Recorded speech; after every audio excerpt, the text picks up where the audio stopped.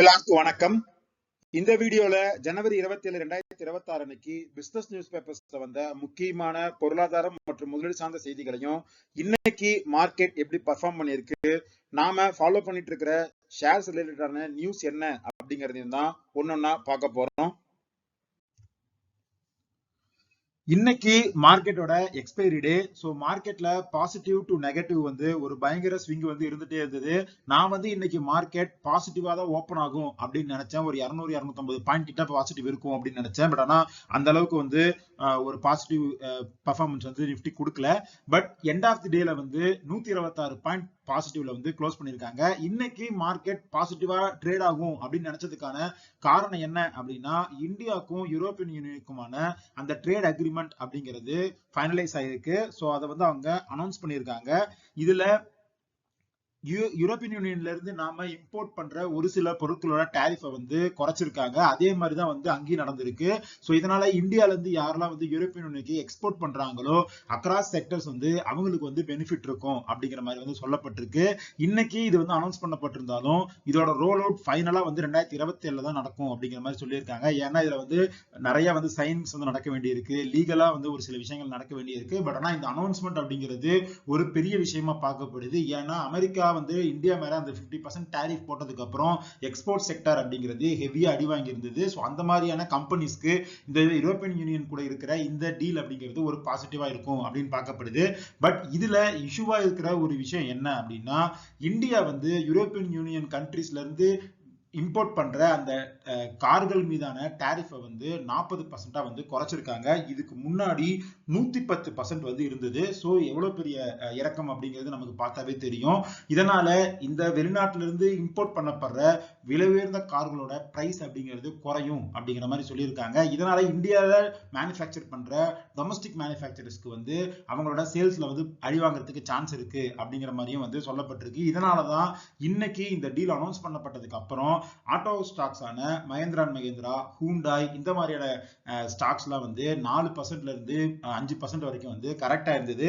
இதுல தெளிவா என்ன சொல்லியிருக்காங்க அப்படின்னு பார்த்தோம்னா, இந்த எக்ஸெப்ஷன் அதாவது 110%ல இருந்து 40% குறைச்சது அப்படிங்கிறது ஒரு வருஷத்துக்கு 2,50,000 காருக்கு தான் வந்து அப்ளை ஆகும். அதுக்கு மேல வந்து அப்ளை ஆகாது.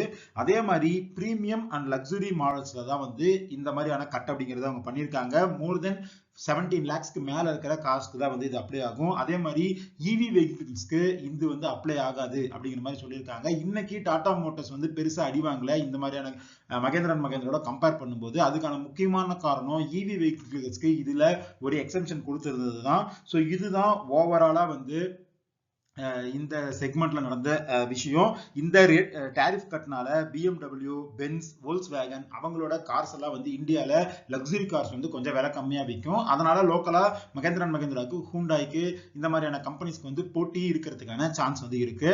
அடுத்து இந்த சைடு ஆட்டோ ஸ்டாக்ஸ் வந்து கரெக்டா இருந்தாலும் அமெரிக்கன் டாரிஃப் அனௌன்ஸ் பண்ணும்போது எந்தெந்த செக்டர்லாம் பயங்கரமா பாதிக்கப்பட்டதோ அவங்க எல்லாருமே இந்த யூரோப்பியன் யூனியனான ட்ரேட் டீல்ல வந்து பெனிஃபிட் ஆயிருக்காங்க. டெக்ஸ்டைல் ஸ்டாக்ஸ், அப்புறம் ஷ்ரிம்பை வந்து எக்ஸ்போர்ட் பண்ற ஸ்டாக்ஸ் எல்லாருமே வந்து இன்னைக்கு நல்லாவே பெர்ஃபார்ம் பண்ணியிருக்காங்க.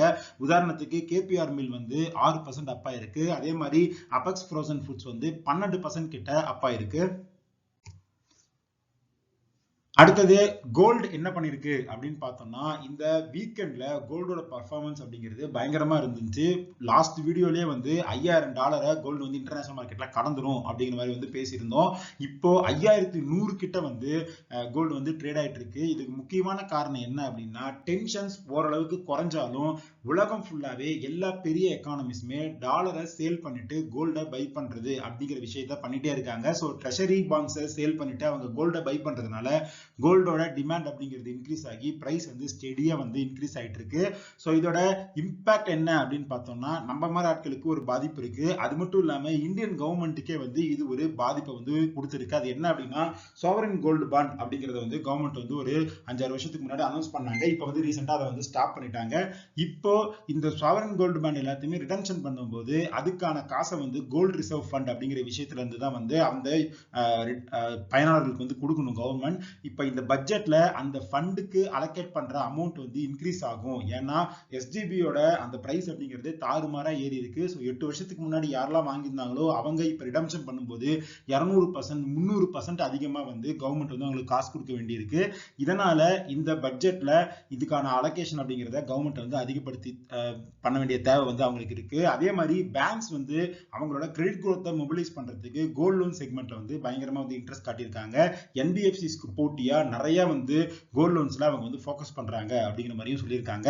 அடுத்து கோல்டு வந்து இன்னும் என்ன ஆகும், இதுக்கப்புறம் இவ்வளவு ரேலி எப்படி இருக்கும் அப்படிங்கிறதுக்கான ஏதாவது நியூஸ் இருக்கா அப்படின்னு பார்த்தோம்னா, இந்த வாரம் ஃபெடரல் ரிசர்வோட மீட்டிங் வந்து அமெரிக்கால இருக்கு. தொடர்ந்து 3 மீட்டிங்ல வந்து அவங்க ரேட் கட் அனௌன்ஸ் பண்ணியிருந்தாங்க. இந்த மீட்டிங்ல அவங்க ரேட்ஸை வந்து ஹோல்ட் பண்றதுக்கான சான்ஸ் இருக்கு அப்படிங்கிற மாதிரி சொல்லியிருக்காங்க. அவங்க ஹோல்ட் பண்ணாங்க அப்படின்னா கோல்டோட ரேலி வந்து கொஞ்சம் கம்மியாகிறதுக்கான சான்ஸ் இருக்கு இன்டர்நேஷனல் லெவல்ல. அதே சமயத்துல ரூபா வந்து பயங்கரமா பிரஷர்ல இருக்கு. அதனால இந்தியாவில் வந்து கொஞ்சம் ஸ்டேபிளா தான் இருக்கும் அப்படிங்கிற மாதிரி எதிர்பார்க்கப்படுது. ரூபா இப்போ 92 ரூபா கிட்ட வந்து இருக்கு. ஆனா மார்ச் எண்டுக்குள்ள 92.50 வரைக்கும் போயிடும் அப்படிங்கிற மாதிரி வந்து அனலிஸ்ட் எல்லாருமே எக்ஸ்பெக்ட் பண்றாங்க. அதுக்கு முக்கியமான காரணம் என்ன அப்படின்னா, நம்மளோட இம்போர்ட் பில் வந்து இன்க்ரீஸ் ஆகிட்டே இருக்கிறது தான். அதுக்கும் வந்து இந்த கோல்டு சில்வர் இம்போர்ட் வந்து ஒரு பெரிய பங்கா இருக்கு. 2025 கோல்டு சில்வர் இம்போர்ட் பில் அப்படிங்கிறது $68 பில்லியன் வந்து டச் பண்ணிருக்கு. 5 வருஷத்துக்கு முன்னாடி 2020 நம்ம எடுத்து பார்த்தோம் அப்படின்னா வெறுமனே $23 பில்லியன் தான் வந்து நம்மளோட இம்போர்ட் பில் இருந்தது. சோ 5 வருஷத்துல கிட்டத்தட்ட 200% வந்து அந்த இம்போர்ட் பில் வந்து இன்க்ரீஸ் ஆயிருக்கு. சோ இது நம்மளோட ஃபாரின் ட்ரேட் மேல வந்து ஒரு பெரிய பிரஷரை போட்டிருக்கு. இதனாலதான் ரூபியோட ஃபால் அப்படிங்கிறது இன்டென்சிஃபை ஆயிருக்கு. அடுத்து ஷேர் ரிலேட்டட் நியூஸ் என்ன அப்படிங்கறத ஒன்னொன்னா பார்க்கலாம். ஃபர்ஸ்ட் காத்ரேஜ் கன்சூமர் ப்ராடக்ட்ஸ் இவங்களோட ரிசல்ட்ஸ் வந்ததுக்கு அப்புறம் இந்த ஷேர் வந்து 5% கிட்ட கரெக்டா இருந்தது. அதுக்கான காரணம் என்ன அப்படின்னு பார்த்தோம்னா, அவங்களோட நெட் ப்ராஃபிட் வந்து 498 கோடியா வந்து அவங்க போஸ்ட் பண்ணிருக்காங்க. பட் ஆனா அனலிஸ்ட் எல்லாருமே அது 598 கோடி வந்து இருக்கும் அப்படிங்கிற மாதிரி எக்ஸ்பெக்ட் பண்ணியிருந்தாங்க. பட் இந்த 100 கோடி ப்ராஃபிட் குறைஞ்சதுக்கான காரணம் என்ன அப்படின்னு பார்த்தோம்னா, அவங்க ஒன் டைம் எக்ஸெப்ஷனல் லாஸா 91 கோடி வந்து எடுத்திருக்காங்க. ஸோ இந்த ப்ராஃபிட் வந்து குறைஞ்சாலும் ஆபரேஷனல் செக்மெண்ட்ல அவங்களோட பெர்ஃபார்மன்ஸ் வந்து ஸ்டெடியா தான் இருக்கு அப்படிங்கிறது அனலிஸ்டோட ஒரு வியூவா இருக்கு. இந்த ஃபால்ல நான் வந்து இந்த ஷேரை கன்சிடர் பண்ணுவேனா அப்படின்னா நான் வந்து பண்ண மாட்டேன். ஏன்னா இதோட பிஇ அப்படிங்கிறது 66 இருக்கு. ஸோ எஃப்எம்சிஜில இது வந்து கொஞ்சம் காஸ்ட்லியா இருக்கிற ஒரு ஷேரா தான் நான் வந்து பாக்குறேன். அடுத்து ஏசியன் பெயிண்ட்ஸ். ஸோ இந்த ஏசியன் பெயிண்ட்ஸ் வந்து நம்ம போன வீடியோல டிசிஎஸ் பத்தி பேசும்போது சொல்லியிருந்தோம் 5 வருஷமா பெருசா வந்து ரிட்டர்ன் கொடுக்காம ஒரு மியூட்டட் ரிட்டர்ன்ல இருக்கிற ஒரு ஷேர் அப்படின்னு. ஸோ ஏசியன் பெயிண்ட்ஸும் அதே மாதிரி இருக்கிற ஷேர் தான். இவங்களோட Q3 ரிசல்ட்ஸ் வந்து அவங்க அனௌன்ஸ் பண்ணியிருந்தாங்க. ரெவன்யூ 3.7% இன்க்ரீஸ் ஆயிருந்தாலும் ப்ராஃபிட் வந்து 4.8% குறைஞ்சி 1074 கோடியா இருக்கு. இந்த ரிசல்ட்டுக்கு அப்புறம் ஷேர் வந்து 3% கிட்ட கரெக்டா இருக்கு. பட் பிஇ வந்து ரொம்ப அதிகமா இருக்கு. ஸோ அதனால இந்த ஷேரையும் நான் வந்து இப்போதைக்கு கன்சிடர் பண்ண மாட்டேன். அடுத்து சிப்லா வந்து அவங்களோட Q3 ரிசல்ட்ஸ் கொடுத்திருந்தாங்க. ஆனா ப்ராஃபிட் வந்து 57% வந்து குறைஞ்சிருக்கு. இந்த குவார்டர்ல அவங்க 676 கோடி தான் வந்து ப்ராஃபிட் வந்து பண்ணியிருக்காங்க. இதுக்கான காரணம் என்ன அப்படின்னு பார்த்தோம்னா, இந்த ரிசல்ட்ஸ்க்கு முன்னாடியே ஒரு 2 வாரத்துக்கு முன்னாடியே சிப்லா ரிலேட்டடா வந்து ஒரு சில நியூஸ் வந்து வந்திருந்தது. இதுல இந்த லாண்ட்ரியோடைட் அப்படிங்கிற இந்த மெடிசின் வந்து பயங்கர ஷார்டேஜா இருக்கு அமெரிக்கால. சோ இதோட இம்பாக்ட் வந்து சிப்லாவோட ரிசல்ட்ஸ்ல வந்து வரலாம் அப்படிங்கிறது முன்னாடியே எல்லாருமே வந்து எதிர்பார்த்ததுதான். இந்த மருந்தை வந்து சிப்லாக்கு முக்கியமா டிஸ்ட்ரிபியூட் பண்றவங்க அப்படின்னு பார்த்தோம்னா அது வந்து ஃபார்மாதேன் அப்படிங்கிற ஒரு கம்பெனி. அந்த கம்பெனியோட ஒரு ஃபெசிலிட்டியில வந்து அமெரிக்கன் FDA வந்து ரிசர்ச் பண்ணும்போது 9 அப்சர்வேஷன்ஸ் வந்து கொடுத்திருந்தாங்க. ஸோ இதனால டெம்பரரியா அந்த ப்ரொடக்ஷனை வந்து அந்த கம்பெனி ஸ்டாப் பண்ணி வச்சிருந்தது. இதனால சிப்லாவுக்கு அந்த சப்ளை வந்து கிடைக்கல. சிப்லா வந்து இந்த லாண்ட்ரியோடைட் அப்படிங்கிற இந்த ப்ராடக்ட்ல வந்து 22% மார்க்கெட் ஷேர் அமெரிக்கால வச்சிருக்காங்க. சோ இந்த ப்ரொடக்ஷன்ல ஒரு ஹால்ட் வந்து வந்ததுனால சிப்லாவோட அமெரிக்கன் சேல்ஸ் அப்படிங்கிறது பயங்கரமா அடி வாங்கி இருக்கு. இதனாலதான் ப்ராஃபிட் வந்து குறைஞ்சிருக்கு 57%. இன்னைக்கு ஷேர் வந்து நெகட்டிவ்ல தான் இருந்தது. அதே மாதிரி ஒரு வாரத்துல 5% கிட்ட வந்து ஷேர் வந்து கரெக்டா இருக்கு. ஸோ இதை வந்து நான் வந்து பர்சனலா ஒரு ஆப்பர்ச்சுனிட்டியா தான் பாக்குறேன். நான் வந்து கொஞ்சம் கொஞ்சமா வந்து கன்சிடர் பண்ணியிருக்கேன். நான் வந்து ரொம்ப மினிமம் குவான்டிட்டி தான் வந்து இந்த ஷேர் வந்து அக்குமுலேட் பண்றேன். அடுத்து ஆக்சிஸ் பேங்க். இந்த ஆக்சிஸ் பேங்கோட ரிசல்ட்ஸ் வந்து எடுத்து பார்த்தோம் அப்படின்னா சூப்பரா பண்ணியிருக்காங்க. 3% அவங்களோட ப்ராஃபிட் வந்து இன்க்ரீஸ் ஆயிருக்கு. அது மட்டும் இல்லாம ஒரு பெரிய பேங்க்ஸ்லயே டெபாசிட்ஸ் வந்து டபுள் டிஜிட்ல க்ரோத் ஆனது அப்படிங்கிறது ஆக்சிஸ் பேங்க்ல வந்து சூப்பரா நடந்திருக்கு. 15% அவங்களோட டெபாசிட் வந்து ஹையா இருக்கு. அதே மாதிரி கடன் கொடுக்குற அந்த அட்வான்சஸும் வந்து 14% வந்து ஹையா இருக்கு. ஸோ இந்த ரிசல்ட்ஸ்னால இன்னைக்கு மார்க்கெட்ல ஷேர் அப்படிங்கிறது 5% கிட்ட அப் ஆகி ட்ரேட் ஆயிட்டு இருக்கு. அடுத்தது அதானி பவருக்கு ஒரு இஷ்யூவா வந்து அடுத்து வந்திருக்கு. என்ன அப்படின்னா அவங்க பங்களாதேஷ்ல வந்து நிறைய வந்து டீல் வந்து அவங்க பண்ணியிருக்காங்க. ஸோ இப்போ பங்களாதேஷ் கமிட்டி வந்து என்ன சொல்லியிருக்காங்க அப்படின்னா அந்த டீல்லாம் வந்து ரொம்ப ஓவர் பிரைஸ்டா வந்து இருக்கு அப்படிங்கிற மாதிரி சொல்லியிருக்காங்க. ஸோ இது வந்து அதானி பவருக்கு ஒரு ப்ரெஷரா வரதுக்கான சான்ஸ் வந்து இருக்கு. அடுத்து நம்ம முன்னாடியே பார்த்த மாதிரி இந்தியாவோட இம்போர்ட் பில்ல கோல்டு அதுக்கப்புறம் வந்து ஆயில் இதுக்கு அடுத்து மூணாவதா பெரிய விஷயமா இருக்கிறது அப்படிங்கிறது ஃபெர்டிலைசர்ஸ் தான். ஸோ இப்போ அந்த ஃபெர்டிலைசர்ஸோட அந்த இம்போர்ட் பில்லை குறைக்கிறதுக்கு கவர்மெண்ட் வந்து ஒரு ஃபெர்டிலைசர் மிஷனை வந்து நாங்கள் பிளான் பண்ண போறோம் அப்படின்னு சொல்லியிருக்காங்க. இதன் மூலமா ஃபெர்டிலைசர் ப்ரொடக்ஷனை இந்தியாவில் நாங்கள் இன்க்ரீஸ் பண்ண போறோம் அப்படின்னு சொல்லி அனௌன்ஸ் பண்ணியிருக்காங்க. அடுத்து செக்டார் வைஸ் பார்த்தோம் அப்படின்னா கமர்ஷியல் வெஹிக்கிள் செக்மெண்ட் அப்படிங்கிறது கடந்த ஒரு 5-6 வருஷமா ரொம்ப மியூட்டடா இருந்தது. ஆனா 2025 அவங்களுக்கு நல்ல வருஷமா இருந்திருக்கு. ஸோ இந்த அப்வர்ட் மூவ்மெண்ட் அப்படிங்கிறது 2026 2027 இது ரெண்டுலயுமே வந்து கண்டினியூ ஆகும் அப்படிங்கிற மாதிரி வந்து அனலிஸ்ட் எல்லாருமே சொல்லியிருக்காங்க. அதுக்கான காரணம் என்ன அப்படின்னா ஒன்னு ரீப்ளேஸ்மெண்ட் டிமாண்ட், அடுத்தது இன்ஃப்ராஸ்ட்ரக்சர் growth. இந்த ரெண்டுனால இந்த கமர்ஷியல் வெஹிக்கிள் செக்மெண்ட் வந்து நல்லா பர்ஃபார்ம் பண்ணும் அப்படிங்கிறது தான் அனலிஸ்டோட ஒரு டேக் அவேவா இருக்கு. அடுத்து மேரிக்கோ வந்து பிவிஆர் ஐநாக்ஸோட அந்த ஸ்நாக் பிராண்டான 4700 BC அப்படிங்கிற அந்த செக்மெண்ட்டை வந்து அக்யூர் பண்றோம் அப்படிங்கிற மாதிரி அனௌன்ஸ் பண்ணியிருக்காங்க. ஸோ இதுல 93% ஸ்டேக் வந்து அவங்க பை பண்ண போறாங்க. ஸோ இதுக்கப்புறம் அந்த செக்மெண்ட் வந்து இவங்க கிட்ட தான் இருக்க போகுது.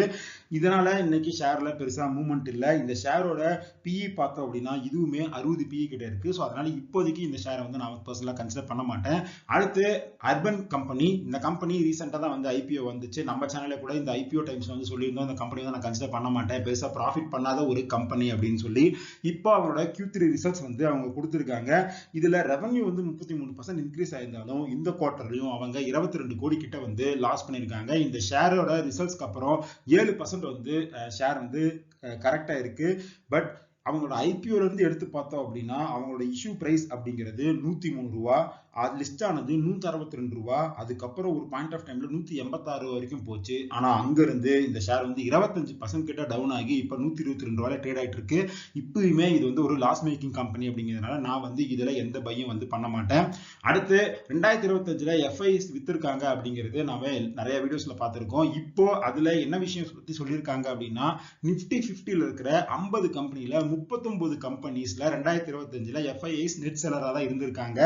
அதுல அதிகமா அவங்க சேல் பண்ணது அப்படின்னு பார்த்தோம்னா அது வந்து ஜொமேட்டோ. ஸோ அந்த ஜொமேட்டோவோட அந்த பேரண்ட் கம்பெனியான எட்டர்னல்ல வந்து அவங்களோட எஃப்ஐஎஸ் ஸ்டேக்ஸ் வந்து 10% கிட்ட டவுன் ஆயிருக்கு. அதே மாதிரி நிப்டி 50ல அவங்க அதிகமா பை பண்ணது அப்படிங்கிறது பாரதி ஏர்டெல். அதுல 2025ல அவங்களோட ஸ்டேக் அப்படிங்கிறது 3% கிட்ட அப்பா இருக்கு. அடுத்து ஜனவரி 2026லயுமே எஃப்ஐஎஸ் செல்லிங் அப்படிங்கிறது இன்டென்சிஃபை ஆகிட்டே தான் இருக்கு. இதனால ஜனவரி 2026ல மட்டுமே மார்க்கெட் வந்து 4% கிட்ட ஃபால் ஆயிருக்கு. அடுத்து ஆட்டோமொபைல் செக்டர்ல ரெசனல்ட் வந்து ஒரு அப்டேட் வந்து கொடுத்திருக்காங்க. அவங்களோட ரொம்ப ஃபேமஸான ஒரு மாடலான டஸ்டரை நியூ ஜெனரேஷன் வந்து நாங்க லான்ச் பண்ண போறோம் அப்படிங்கிற மாதிரி அனௌன்ஸ் பண்ணியிருக்காங்க. 14 வருஷத்துக்கு முன்னாடி இந்த பிராண்டை வந்து அவங்க லான்ச் பண்ணியிருந்தாங்க. இப்போ திரும்ப அதுல ஒரு நெக்ஸ்ட் ஜென் வந்து நாங்க லான்ச் பண்ண போறோம் அப்படின்னு சொல்லியிருக்காங்க. பட் ஆனா பிரைஸ் வந்து இன்னும் அவங்க வந்து அனௌன்ஸ் பண்ணல. அடுத்தது நான் ஃபாலோ பண்ணிட்டு இருக்கிற இன்னொரு ஃபார்மா கம்பெனியான ஜைடஸ் லைஃப் சயின்சஸ்ல ஒரு அப்டேட் இருக்கு. அவங்களோட குஜராத் மேனுஃபேக்சரிங் யூனிட்ல அமெரிக்காவோட எஃப்டிஏ வந்து 3 அப்சர்வேஷன்ஸ் வந்து கொடுத்திருக்காங்க. ஸோ இதுல இன்னைக்கு ஷேர்ல வந்து பெருசா வந்து எந்த இம்பாக்டும் வந்து இல்லை. அடுத்து எக்கனாமிக்கல் சைட்ல நியூஸ் அப்படின்னு பார்த்தோம்னா இந்த ஸ்மால் டாமினேஷன் கரன்சிஸ் அப்படிங்கிறது இந்தியன் எக்கானமில ஷார்டேஜா இருக்கு அப்படிங்கிற மாதிரி நிறைய ஆர்டிகல்ஸ் வந்து வந்திருந்தது. இப்போ கவர்மெண்ட் என்ன சொல்லியிருக்காங்க அப்படின்னா அந்த ஸ்மால் சேஞ்சஸை ப்ரொவைட் பண்ற மாதிரி ஹைபிரிட் ஏடிஎம்ஸ் வந்து லான்ச் பண்றதுக்கு நாங்க ஒர்க் பண்ணிட்டு இருக்கோம் அப்படின்னு சொல்லியிருக்காங்க. ஸோ இது லான்ச் ஆச்சு அப்படின்னா ஏடிஎம்லயே வந்து சில்லறை வந்து அவங்க கொடுக்குற மாதிரி வந்து ஒரு டிசைன் வந்து பண்ண போறோம், ஹைபிரிட் ஏடிஎம்ஸ் வந்து பண்ண போறோம் அப்படின்னு சொல்லியிருக்காங்க. அடுத்து இந்தியா வந்து இந்த யூரோப்பியன் யூனியன் கூட அந்த ட்ரேட் அக்ரிமெண்ட் பண்ணது அப்படிங்கிறது ஒரு பாசிட்டிவ் விஷயம். அதே மாதிரி இப்போ கனடியன் பிஎம் வந்து இங்க வந்து வரப்போறாரு. அந்த ட்ரேட் டீல் பத்தின விஷயங்கள் வந்து ஒரு பேசு பொருளாக போகுது. ஸோ கனடா கூடயும் வந்து அவங்க வந்து ட்ரேட் டீல் பண்ணாங்க அப்படின்னா அதுவுமே ஒரு பாசிட்டிவ் நியூஸா வந்து எக்கானமிக்கு இருக்கிறதுக்கான சான்ஸ் இருக்கு. அது மட்டும் இல்லாம இந்த வாரம் சண்டே February 1 பட்ஜெட் வரப்போகுது. ஸோ பட்ஜெட்ல என்ன மாதிரியான விஷயங்கள் வரும் அப்படிங்கிறது தான் வந்து இந்த வாரம் ஃபுல்லா மார்க்கெட்டோட எக்ஸ்பெக்டேஷனா இருக்கு. இதெல்லாம் தான் இன்னைக்கு பிசினஸ் நியூஸ் பேப்பர்ஸ்ல வந்த முக்கியமான பொருளாதாரம் மற்றும் முதலீடு சார்ந்த செய்திகள். இந்த வீடியோல நம்ம டிஸ்கஸ் பண்ண எல்லா விஷயங்களுமே ஒரு இன்ஃபர்மேட்டிவ் பர்பஸ்க்கு தான். நீங்க பர்சனலா ரிசர்ச் பண்ணிட்டு ஒரு செபி ரிசர்ச் செக் பண்ணிட்டு அதுக்கப்புறம் வந்து இன்வெஸ்ட் பண்ணுங்க. இந்த வீடியோ பிடிச்சிருந்தா இதோட லைக் பண்ணுங்க, நம்ம சேனலை சப்ஸ்கிரைப் பண்ணுங்க. இதே மாதிரி இன்னொரு வீடியோ உங்களை மீட் பண்றேன். அது வரைக்கும் நன்றி, வணக்கம்.